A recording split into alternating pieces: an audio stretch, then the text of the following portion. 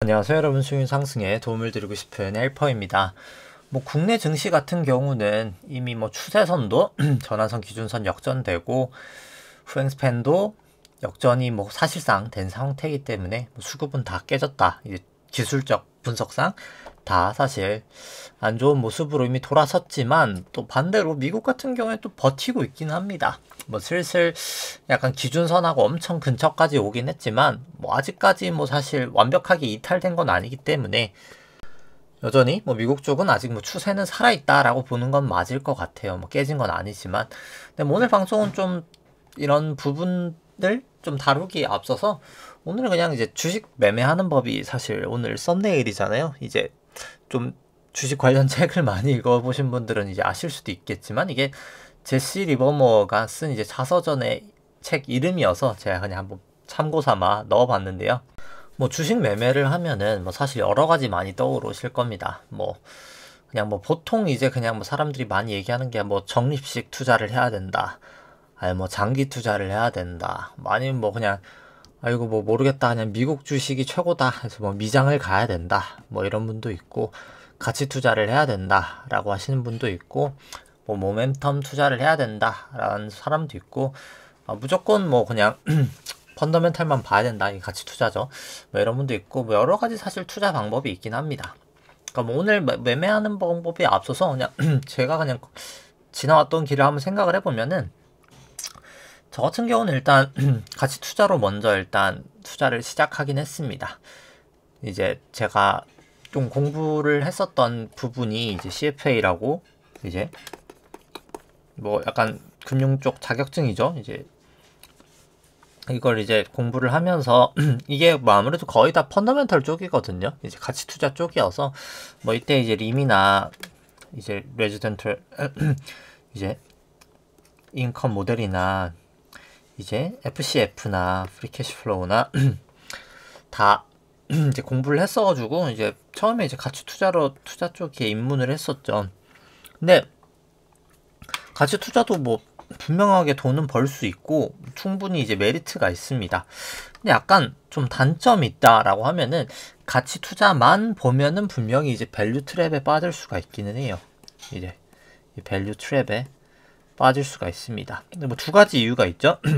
지금은 실적이 잘 나가고 있는데 실적이 꺾이는 그런 첫 번째 케이스가 발생할 수 있고요. 아니면은 그냥 실적은 계속 좋아요. 실적은 엄청 좋은 건 아니어도 가치 투자자들이 보통 그냥 밋밋하게 좋은데 주가가 훨씬 더 싼 거죠.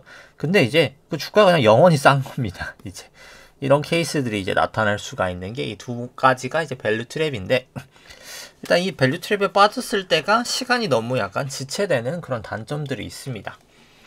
그래서 공부를 했던 건 아니고, 약간 TMI이긴 합니다만, 그 당시 이제 회사 동기 중에 한 명이 또 이제 기술적 분석에 좀 약간 좀 꽂혀있던 분이 있어서, 그때 이제 저도 이제 기술적 분석을 접하게 됐는데, 처음에 이제 사실 기술적 분석에 대한 이미지는 약간 저한테 그냥 점성술 그런 느낌이었습니다.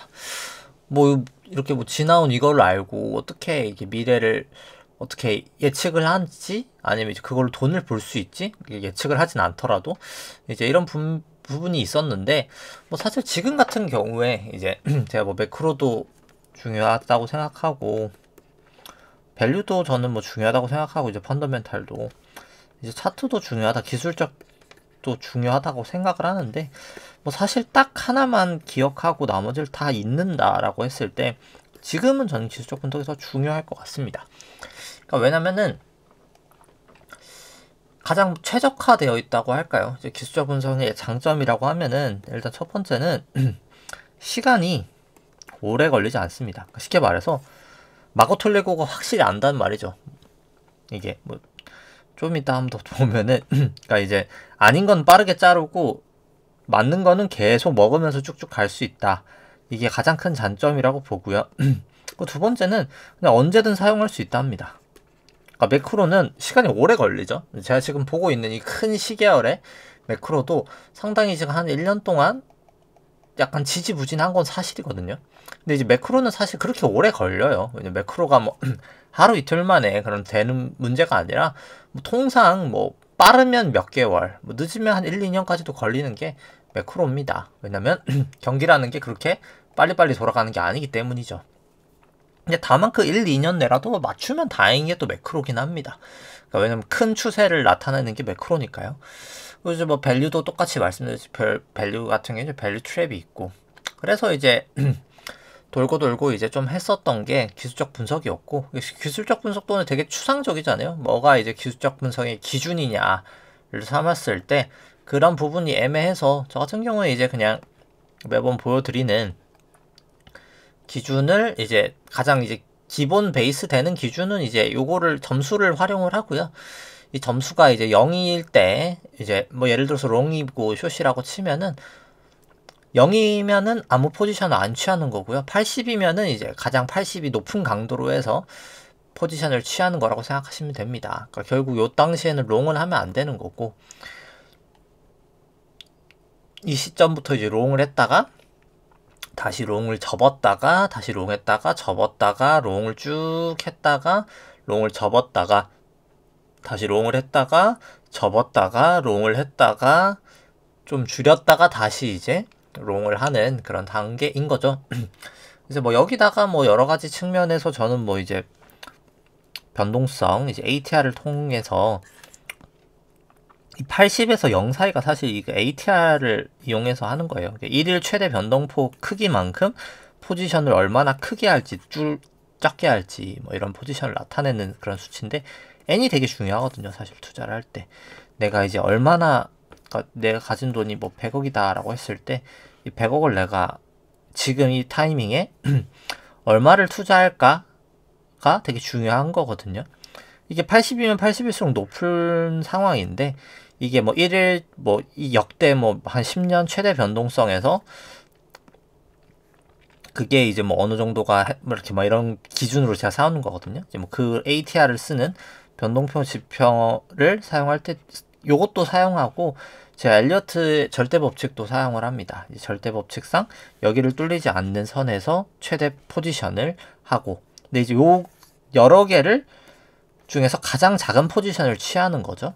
그 다음에는 예를 들어서 손절을 해야 될 라인이 있죠. 엘리어트 라인까지 해가지고 엘리어트뿐만 아니라 이제 손절 라인이 뭐 기준선을 잡거든요. 130이나 그래서 손절 라인을 여기는 엘리어트라고 보시면 되고, 이제 손절 라인을 따라서 여기까지 넘어가면은 뭐 몇 퍼센트, 예를 들어서 손절 라인은 뭐 10%다, 아니면 손절 라인은 20%다, 뭐 이런 식으로 해서 손절 라인으로 자르는 그런 게 있는 거죠. 그렇게 하면은 뭐 사실 추세가 가장 제가 생각하기에 샤프가 제일 높다라고 보시면 될 것 같아요. 이제 수익 대비 이제 리스크, 뭐 변동성이라고 할까요? 이제 근데 이제 단점은 또 있죠. 그러니까 이거 같은 경우에는 근데 이제 과연 이 방식을 계속 지킬 수 있느냐, 이제 그게 좀 어렵습니다. 이게 그러니까 왜냐면 뭐 요때 뭐 예를 들어서 요게 한 60이라고 쳐봐요. 뭐 한 50이라고 치죠. 50일 때 80 더 투자하고 싶을 때도 있고, 50일 때 뭔가 분위기 싸니까 빵으로 하고 싶을 때도 있고, 이제 그 마음을 이겨내는 게 뭐 사실 가장 어렵다고 볼 수 있겠죠. 투자에서 이제. 그래서 뭐 오늘 얘기 여기까지 하도록 하고, 이제 본론으로 다시 들어가 보면은 뭐 일단 뭐 지수 밸류에이션부터 보죠. 이제 보면은 이제 코스피 같은 경우에 뭐 일드갭 같은 경우에는 그냥 뭐 여전히 그래도 비싼 편에 속하는 레벨이다 라고 보여지고요. 그 다음에 이제 페드 모델 같은 경우에도 여전히 비싼 편이라고 생각합니다. 긴 시계열로 봐도 마찬가지고요. 이제 코스피 쪽 코스닥 같은 경우에도 마찬가지로 점점 빠지고 있긴 합니다만 여전히 아직까지는 좀 비싸 보인다 라고 보여지고요.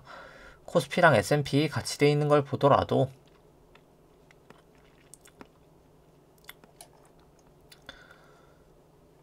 이걸 보시면 되겠죠. 이제 같이 돼 있는 거 보시면은 페드 모델이 조금 더 고평가인 상황이고요. 그 다음에 이제 일드갭도 뭐 여전히 고평가인 상황이다 라고 보시면 될 것 같습니다. 그리고 이제 매번 보듯이 확 넘어갔는데 이제 트레일링 퍼나 트레일링 PBR도 상당히 높은 수준이다. 뭐 사실 더 올라가기가 힘들 정도로 높은 수준이다 라고 보시면 됩니다. 물론 근데 미국은 또 그만큼 ROE가 높은 것도 사실입니다. 근데 이제 금리까지 감안하면 여전히 고평가다라고 보실 수 있는 거겠죠.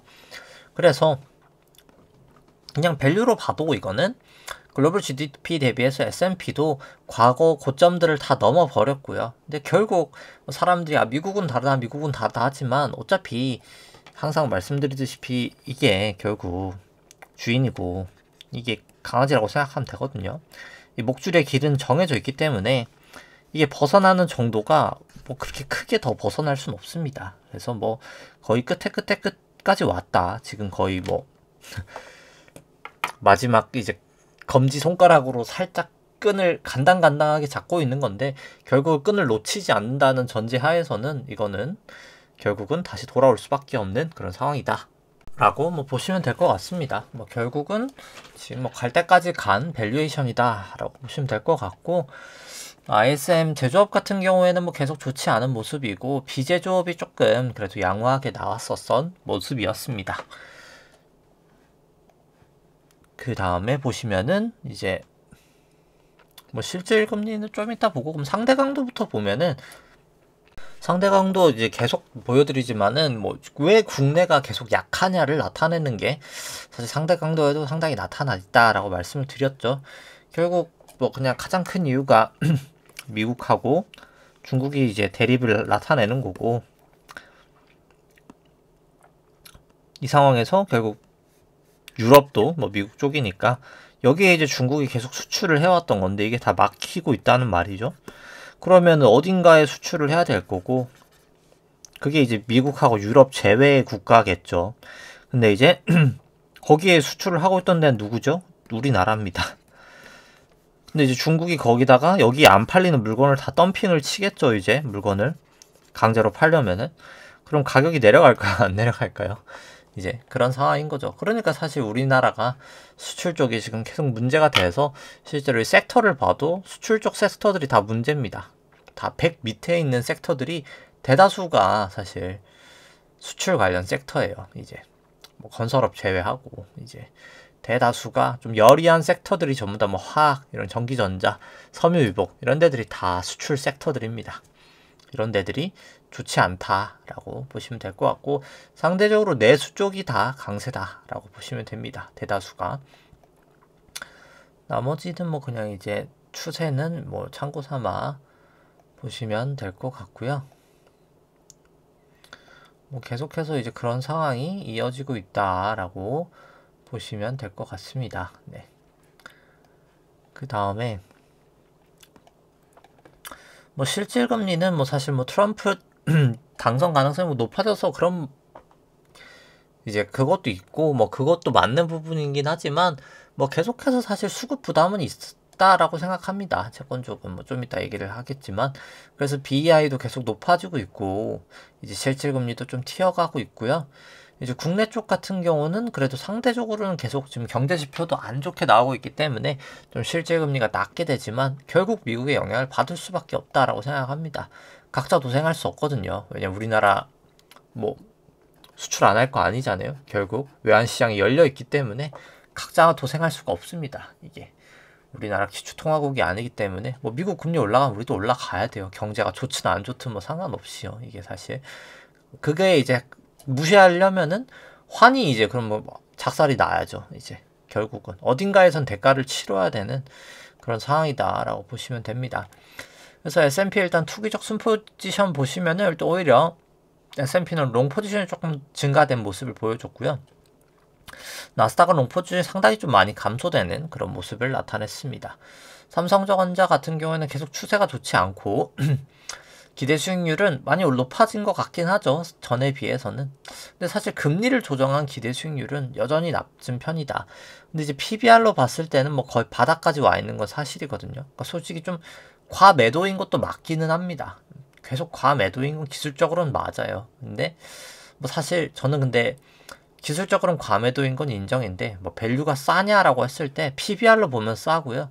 림을 이제 금리를 조정했을 때 봤을 때는 뭐 그렇게 싸 보이진 않는 그런 밸류다라고 보시면 될 것 같습니다.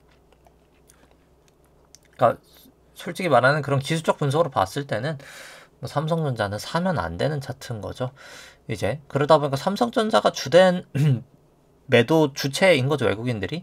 그래서 쭉 계속 팔다 보니까 뭐 사실 거의 100조 정도 이제 10조죠. 10조가량 6월 선물 만기 이후로부터 외국인 좀 매도 중이고요. 이제 뭐 선물은 크게 지금 움직이는 변동은 없습니다. 그래서 뭐 작년 연초부터 해서 외국인 좀 사면서 증시 끌어올렸다가 쭉쭉쭉 팔면서 다 끌어내리고 있고요. 지금 한 21조 작년 연초부터는 순매수라고 보실 수 있습니다. 다음에는 뭐 긴 시계열로 봤을 때는 일단 여전히 개인이 매수를 하고 있는 모양새고요. 신용잔고 추이를 좀 살펴보면은 신용잔고 대비해서 이제 코스피 시총 같은 경우에는 여전히 좀 높은 수준을 나타내고 있고요. 뭐 코스닥 같은 경우에는 개인만 매수하고 있어서 뭐 수급은 상당히 좋지 않아 보인다라고 뭐 계속 얘기를 드릴 수 있을 것 같습니다. 그 다음에 이제 신용잔고 같은 경우에는 지난 방송 대비해서는 뭐 크게 움직임은 없습니다. 한 8천억 달러 정도? 8천억도 아니죠. 이제 거의 한 1천억 정도 증가가 됐네요. 한 18.1조 정도 되니까 뭐 크게 움직임은 없었다라고 수급적으로는 보실 수 있겠고요. 그 다음에 이제 전주 대비해서 연준 데이터 좀 움직였던 거 살펴보면은 지급준비금이 한 237억 달러 정도 증가가 됐고 TGA는 한 103억 달러 정도 감소가 됐고요. RRP 같은 경우는 한 700억 달러 정도 좀 크게 감소가 된 부분이 있습니다. 오늘 RRP도 그렇고요. 그래서 연준 순유동성이 한 76억 달러 정도 감소가 됐고요. 총자산도 한 76억 달러 정도 감소가 되는 모습을 나타냈습니다. BDI 쪽, 이제 벌크 쪽이 좀 많이 하락하는 모습을 보였고요. 오히려 이제 SCFI 같은 경우에는 좀 약간 바닥을 찍는 모습인 것 같은 그런 모습도 좀 보이고 있긴 합니다. 금리 같은 경우에는 저번에 얘기 드렸던 것처럼 이제 조정 기준금리를 치고 나서 딱 금리가 이제 급 반등하고 있는 모습을 나타내고 있고요.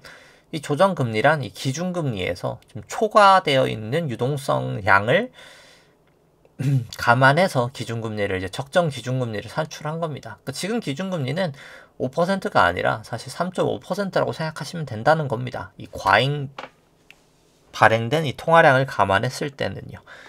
이제 그거를 했을 때 그 밑으로는 사실 금리가 내려가지 못한다라는 겁니다. 그래서 거기 지금 걸쳐 있다라고 보시면 될 것 같고요. 뭐 딱 두 개가 사실 뭐 딱 알려진 값은 아닌데 뭐 기가 막히게 사실 여기서 지금 반등을 했던 거죠. 그 다음에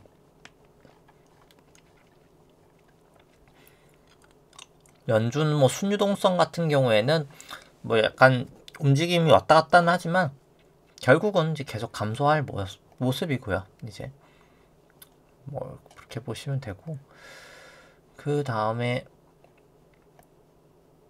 나머지 데이터들을 그냥 한번 살펴보면은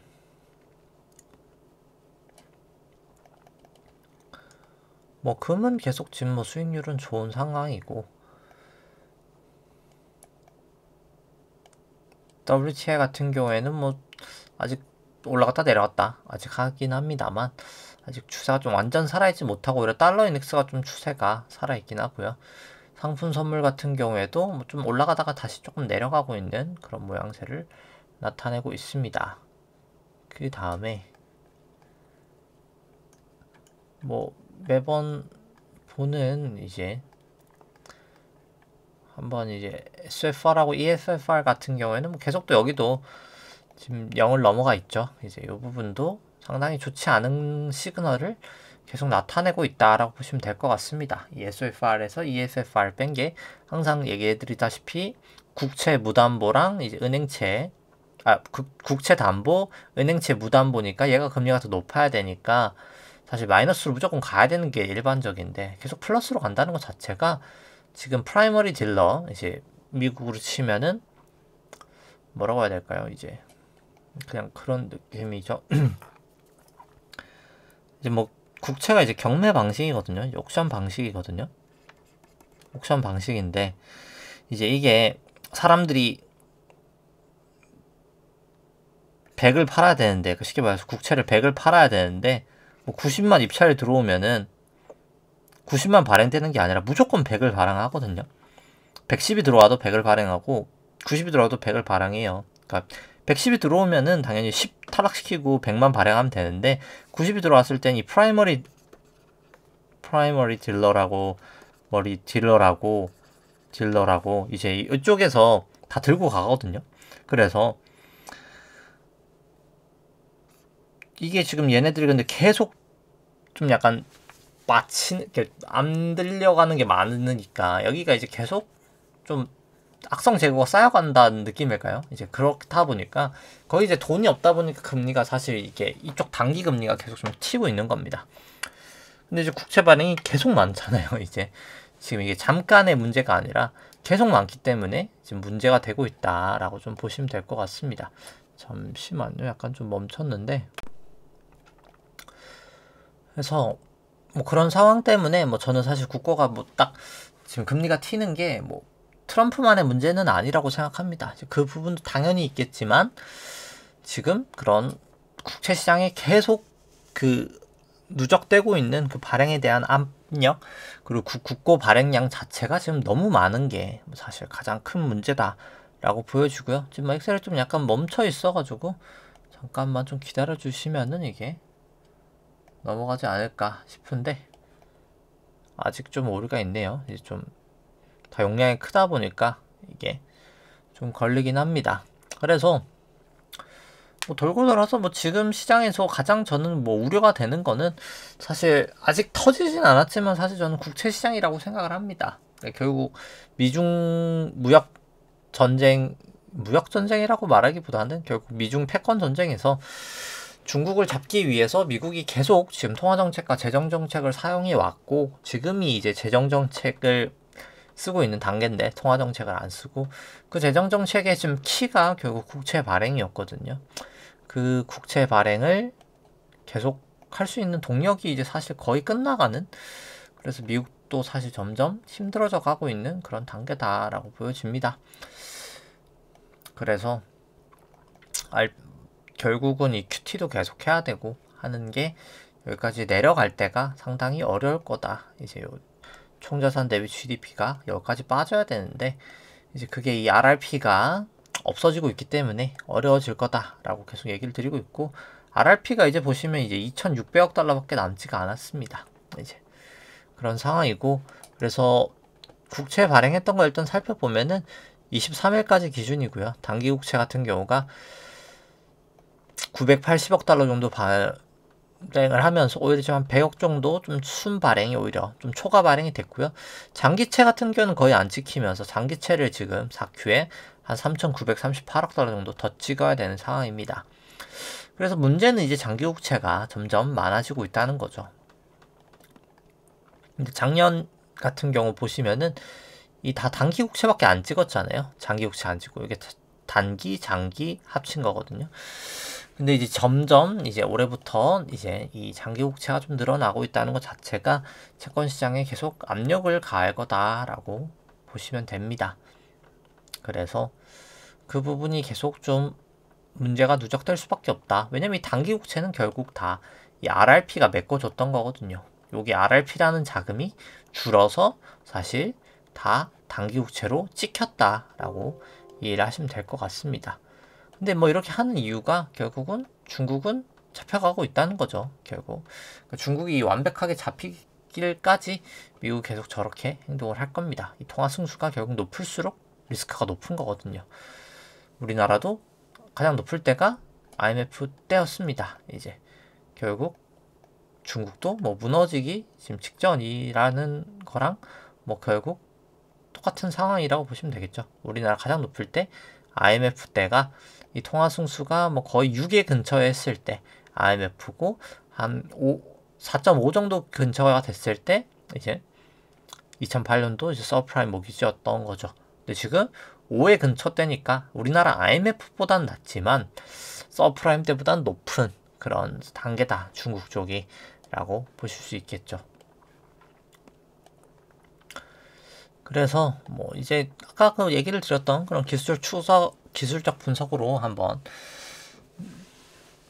그냥 엑셀 개량화된 걸로 일단 한번 보면은 이제 국고금리 같은 경우에는 뭐 최근 단기적으로는 살짝 빠집니다만 이제 주추세는 여기는 일단 아직까지 롱이고요. 롱은 이제 금리는 내려간다는 거죠. 이제 가격 기준으로 되어 있으니까요. 이제 미국채는 이제 방향이 이제 좀 틀어졌다라고 보시면 될 것 같고, 달러는 여전히 이제 롱이고, 금도 롱이고, WTI는 숏이고, 삼성전자 숏이고, 애플은 롱이고, 마이크로소프트는 좀 중립에 가깝고, 엔비디아는 좀 롱 추세에 더 가깝다 라고 보시면 될 것 같고요. 이제 점수화 시켜보면은 그냥 이제 130일 기준선까지 돼 있는 좀 강화된 기준으로 봤을 때는 국고는 여전히 일단 단기적으로는 살짝 롱에 더 가깝고요. 이제 국고 10년물 같은 경우는 중립이고, 미국채 10년도 중립이고, 달러 원 같은 경우에도 중립이고, 그 다음에 이제 금선물 같은 경우에 롱이 조금 더 우세를 하고 있고, WTI 같은 경우에도 중립이고, 삼성전자 같은 경우에는 숏이고요. 여전히 애플 같은 경우에는 롱 추세가 조금 감소된 그런 모습이고, 그 다음에 이제 마이크로소프트 같은 경우에는 오히려 숏에 더 가까운 그런 상황이다 라고 보실 수 있겠고, 엔비디아 같은 경우에는 롱 추세다 라고 보실 수 있겠습니다. 그래서 이제 뭐 안에 있는 거 보면은 국고 3년물 같은 경우에는 뭐 특별하게는 없고요. 뭐 결국은 근데 국고는 뭐 좀 단기 조정은 보일 수 있겠지만, 저는 뭐 과열될 때까지는 좀 달려가지 않을까라고는 보고 있고요. 국고 뭐 10년도 뭐 특별히 다를 건 없는 상황입니다. 뭐 추세는 일단 아직까지는 올라가고 있는 추세에 더 가깝다고 보여지고, 그 다음에 이제 미국 제10년물 같은 경우도 뭐 특별하게 다르진 않고, 근데 다만 여기는 조금 RSI로는 훨씬 더 과열인 건 맞습니다. 우리보다는 훨씬 더 많이 올랐거든요. 이제 그 다음에 이제 달러원 같은 경우에도 두 개 다 이제 모여 있고 벌어져 있고, 근데 여기가 아직 좀 벌어져 있진 않고, 약간 50분봉이랑 200분봉이 조금 약간 차이가 나는 그런 상황이다 라고 보실 수는 있습니다. 기술적으로는 뭐 과열까지는 아니지만 그래도 RSI로 보면 좀 과열이긴 하고요. 이제 이 부분도 좀 약간 이제 단기 반등이 좀 거세긴 했다라는 거는 뭐 좀 이탈 정도로 이런 거로도 좀 나타나고 있는 것 같고요. 금 같은 경우 보시면은 금도 뭐 계속 강세를 나타내고 있고, 그냥 여기를 크게 이탈하기 전까지는 뭐 이건 아직까지는 뭐 롱으로 봐야 되긴 할 텐데, 뭐 계속 좀 불안하긴 합니다. 그러니까 이게 크게 벌어져 있다는 것 자체가 아직까지는 뭐 타고 가면서 이상은 없는 건 맞는데요. 이제 요거는 이제 타고 가다가 요게 뚫리면은 뭐 그땐 좀 조심하셔야 될 그런 단계지 않나라고는 뭐 보여지기는 합니다. 근데 뭐 딱히 그렇다고 해서 뭐 또 아직까지 이상이 있는 건 아니긴 하고요, 현실적으로. 근데 그냥 주의 정도 할 정도로 조금 많이 오른 것도 사실이다. 근데 이제 뭐 아직까지 추세가 뭐 꺾인 것도 아니다. 뭐 딱 이 정도로 얘기를 할 수 있겠네요. 이게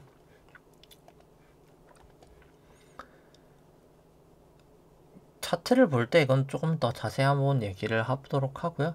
뭐 WTI는 그냥 뭐 밋밋한 상황입니다. 뭐 특별하게 뭐 없고요. 그 다음에 이제 삼성전자도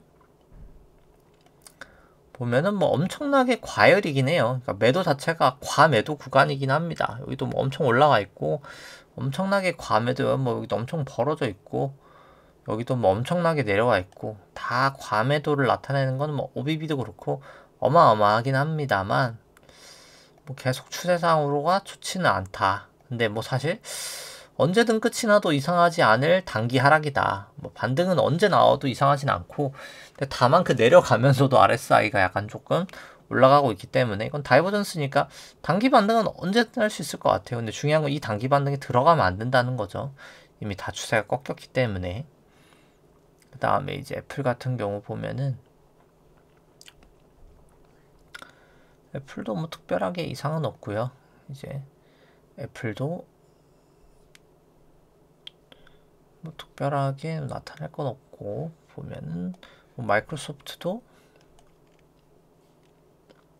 뭐 비슷비슷합니다. 뭐 사실 애플도 그렇고 뭐 그냥 지지부진한 그냥 그런 모습이에요. 이게 뭐 특별하게 막 엄청 추세가 강하지도 약하지도 않은 그냥 지지부진한 모양새를 지금 다 나타내고 있습니다. 근데 이제 애플이나 마이크로소프트나 둘 다 공통점은 지수보다는 좀 상대 강도가 약하긴 합니다. 지금 지수보다는 좀 약하게 흘러가고 있다라고 보시면 될 것 같고, 엔비디아 같은 경우에는 그래도 뭐 거의 여기 닿을 만큼 최근 단기 반등은 조금 거셌다라고 보실 수 있는데, 사실 이때보다 이때가 더 위험하긴 해요. 이 볼린저의 닿는 모습은 이렇게 넘어가는 것보다, 그러니까 이렇게 넘어가는 것보다 이렇게 내려갔다가 여기를 치는 게 사실 고점이 될 확률은 훨씬 더 높습니다. 훨씬 더 좀 조심하셔야 될 차트의 모양새다라고 보시면 될 것 같고, 엔비디아는 그래도 상대 강도는 여전히 100 위에서 좀 놀고 있다라고 보시면 될 것 같습니다. RSI도 뭐 70 근처에 왔다 갔다 했다가 했으니까 뭐 슬슬 거의 다 왔다라고 보여지고, 그 다음에 이제 나스닥 지수들 살펴보면 나스닥, S&P, 이제 코스피 200, 코스닥 같은 경우 대다수가 일단 롱 추세로 나타내고 있고요. 근데 이제 국장 같은 경우에는 아무래도 약간 그래도 좀 중립적인 모습 정도 나타내고 있습니다. 그래서 일봉 추세로 일단 살펴보면은 일단 나스닥은 여전히 롱 추세인 건 뭐 변함없고요. S&P는 롱 추세가 좀 많이 감소가 됐고 50까지. 코스피 같은 경우에는 숏 추세가 이제 좀 약간 사라진 그런 상태다. 코스닥 같은 경우에도 아직까지는 확실한 숏 추세는 아니고 그냥 중립적인 수준이다 라고 보실 수 있겠고, 그냥 120분봉 나스닥 현물 같은 경우도 뭐 특별하게 얘기 드릴 건 없는 것 같고, 뭐 선물 추세로 봐도 특별하게 뭐 이거는 뭐 얘기를 드릴 거는 없는 것 같습니다. 그 다음에 이제 일봉상으로 나스닥 살펴보면은 좀 뜨는데 걸리는데 잠시만요. 근데 이것도 뭐 특별하게 뭐 사실 특별한 모습이 나타나 있지는 않고요. 뭐 거래량 자체도 사실 요즘 뭐 그렇게 크게 뭐 움직임이 없긴 합니다. 왔다 갔다 하는데 뭐 그렇게 큰 폭의 움직임은 아니고요. 네, 그렇습니다. 뭐 S&P도 다르지 않기 때문에 뭐 나스닥이랑 거의 똑같아서 뭐 설명은 생략하도록 하고요. 그 다음에 이제 코스피 120분봉, 코스피 200 120분봉도 뭐 특별할 건 없는 것 같고요. 이것도 네, 특별할 건 없는 상황이고, 그 다음에 이제 일봉 바로 살펴봐도 뭐 일봉도 뭐 또 그렇게 막 크게 움직임이 있지는 않습니다. 뭐 그래서 뭐 그냥 거래량 정도 한번 볼까요? 거래량 정도 한번 보면은 거래량 같은 경우에는 뭐 살짝 반등하고 있지만 그냥 유의미한 정도는 아닌 그 정도 수준이다 라고 볼 수 있습니다. 뭐 그래서 아까 뭐 ATR 얘기를 해드리긴 했는데, 그러니까 뭐 빅스처럼 똑같은 거죠. 이제 ATR이 이제 얼마나 변동성이 커지고 있냐 이건데, 지금 변동성은 줄고 있습니다. 사실 요때는 확 증시 떨어지면서 변동성이 확 커졌다가 변동성은 줄고 있어요. 이게 역축이거든요. 이게 0.8이고 여기가 3.3이잖아요.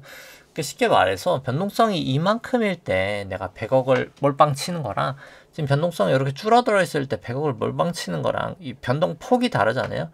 그래서 변동성이 커질 때는 좀 포지션 규모를 줄이게 되고, 변동성이 좀 줄어들면 포지션 규모 오히려 크게 만들 수 있는 그런 룰이 필요하다는 거죠. 이제 그래야 사실 움직이는 n이 똑같은 거죠. 그러니까 이 하루에 움직이는 양이 똑같은 거죠. 그러니까 쉽게 말해서 내가 100억이 있어서 100억 둘 다 100억이라고 치죠. 100억. 근데 하루 일간 변동성이 1%일 때랑 2%일 때인데, 내가 가진 돈의 10%를 베팅을 하는 거랑 똑같은 10% 베팅을 하면은 여기서는 이제 2% 곱하기 이제 10%니까 10억에 이제 2%만 바뀌는 거고, 이건 10억에 1% 바뀌는 거잖아요. 그래서 이때는 내가 만약에 요때랑 똑같은 결과를 나려면 5%만 이제 해야 된다는 거예요. 예를 들어서 이제 그런 방식으로 해서 뭐 포트폴리오 규모도 좀 고려하셔야 된다. 뭐 이런 얘기를 좀 드리고 싶었고, 그래서 변동성도 좀 고려를 하셔야 됩니다. 변동성도 고려하셔야 되고, 손절 라인도 좀 고려를 하셔야 되고, 뭐 아무튼 그 다음에 이제 차트 살펴보면은 일단 뭐 국내 이제 코스피 200 같은 경우에는 전환선 기준선이 이건 뭐 순동이라고 말할 수는 없겠지만 결국은 역전이 되긴 했어요. 이제 이게 전환선이 꺾여 내려오면서 하면은 그게 더 안 좋은 모습이지만, 일단 기준선이 위로 말아 올려가면서 어찌됐든 간에 역전이 됐습니다. 전환선 기준선 자체도 역전이고 후행스팬도 사실상 거의 역전이고, 차트가 뭐 거의 최악의 모습으로 가고 있습니다. 이제 구름대도 더 두터워지고 있고요. 결국 매물대가 더 쌓여간다는 거죠. 뭐 매물대가 쌓여 간다는 말이 뭘까요? 결국 뭐 여기서 투자한 사람들 다 손실이라는 거죠. 사실 대다수가 지금 그게 요 두께의 두터움에서 나타납니다. 쉽게 말해서 여기 뚫기가 이제 더 어려워졌다는 거예요. 이때가 이제 더 뚫기가 어려워졌다는 얘기입니다. 쉽게 말해서 여기서도 결국 뚫지 못한 거잖아요. 지금 점점 안 좋고 200일, 뭐 131이 완전 지금 여기서 강력한 저항선이 지금 만들어지고 있는 그런 단계다라고 보시면 되고, 우리나라가 생각해 보면은 이 구주봉의 구름대가 이제 생긴 이후로부터 이제 구름대라는 게 시간이 56일인가요? 이게 구름대가 52일까지죠. 선행 스팬에 26이니까 52주라고 보시면 될 것 같은데 그게 나타난 이후로 한 번도 이 구름대가 뚫린 적이 없어요. 그때 뭐 잠깐 뭐 살짝 장중 뚫린 거 빼고는 이제 구주니까 뭐 요 주중에 뚫린 이유는 없어요. 근데 보시면은 쎄하죠. 이게 요때 이제 약간 의문이 나오고 여기 지금 낙하가 될 수 있는 없어요. 여기가 지금 비어 있어요. 이게 쉽게 말해서 그냥 번지가 될 수 있다는 겁니다.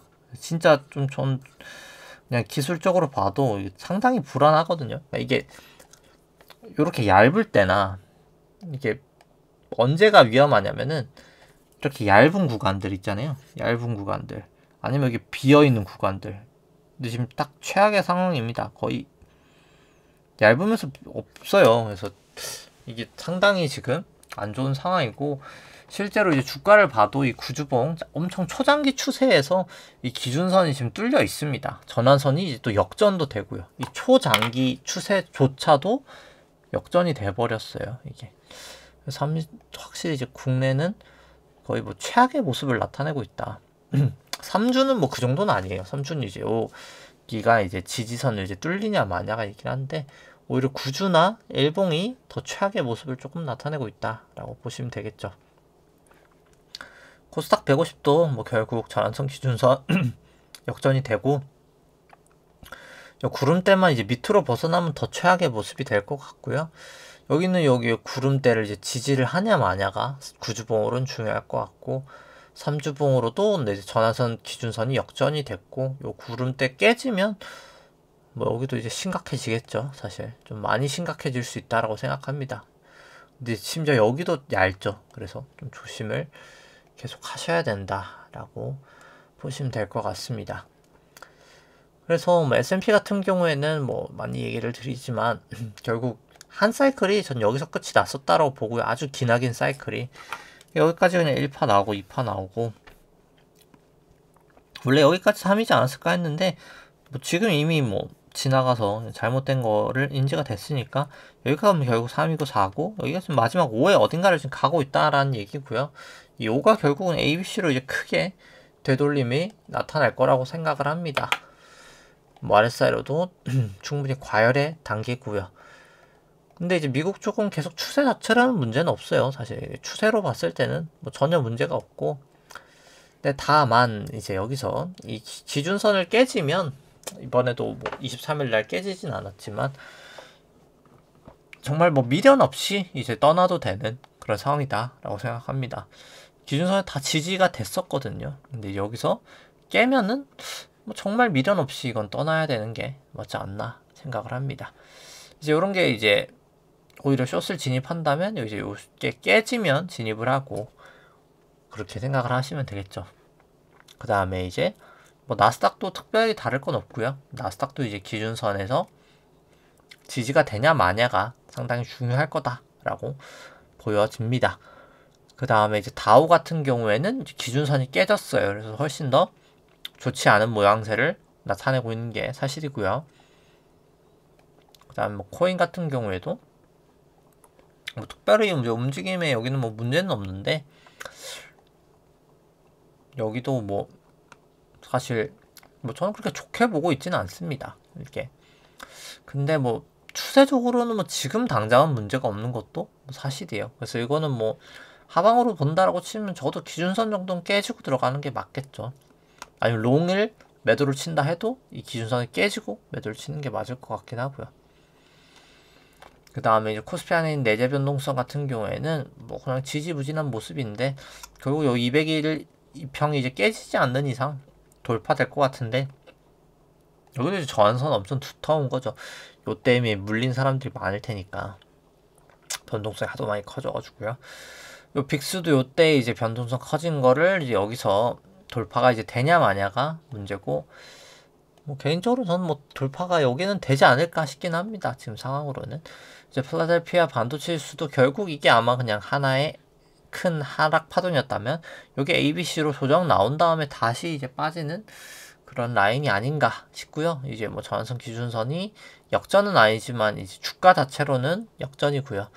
니케이 같은 경우에도 이제 기준선 밑으로 내려와서 확실히 모습이 좋아 보이진 않는다라고 보여집니다. 유로 같은 경우도 기준선 밑으로 이제 내려와 있고요.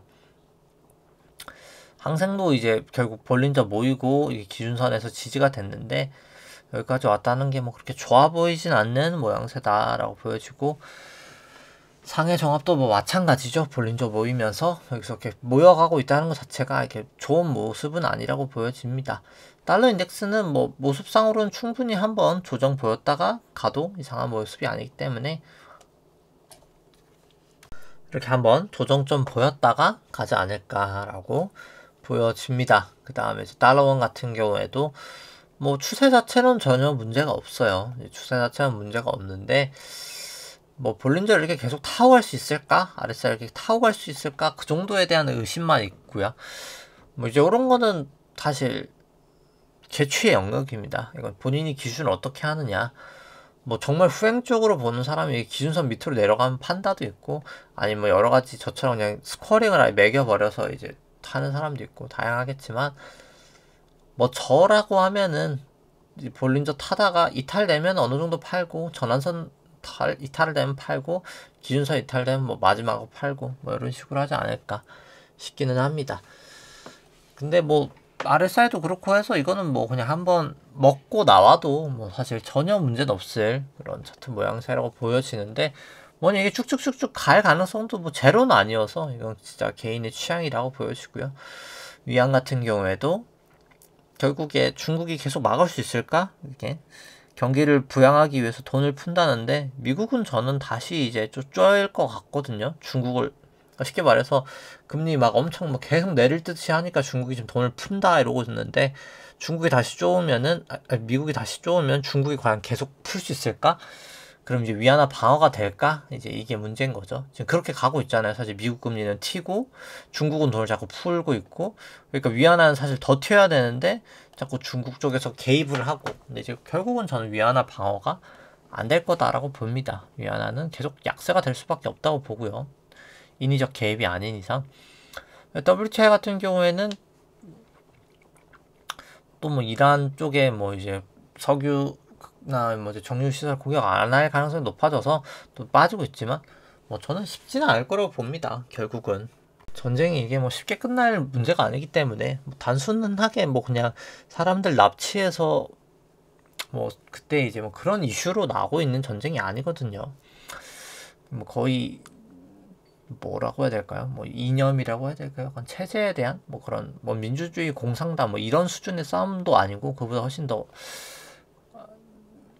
지저분한 그런 싸움이기 때문에, 여기서는 200일 이동평균선에서 좀 약간 저항을 받긴 했지만 다시 한번 돌파하면서 저는 좀 뚫러가지 않을까 싶긴 합니다. 그래서 금 같은 경우가 뭐 사실 아직까지는 추세가 잘 살아있는데 뭐 좀 단기적으로는 저는 조금 약간 물음표긴 한데, 일단 뭐 요런 건데 추세가 워낙 아직까지 살아있었으니까 그냥 기준선 뚫리면 팔고 다시 위로 뚫려가면 사는 그런 전략이 더 맞지 않을까 싶고요.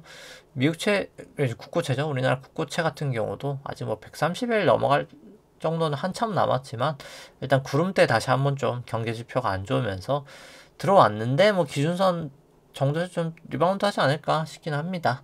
미국채 10년도 뭐 워낙 많이 올랐으니까 한번 좀 빠져줬다가 가도 되지 않을까, 이제 그런 모양새 정도라고 보여주고, 뭐 국고 3년도 마찬가지고요.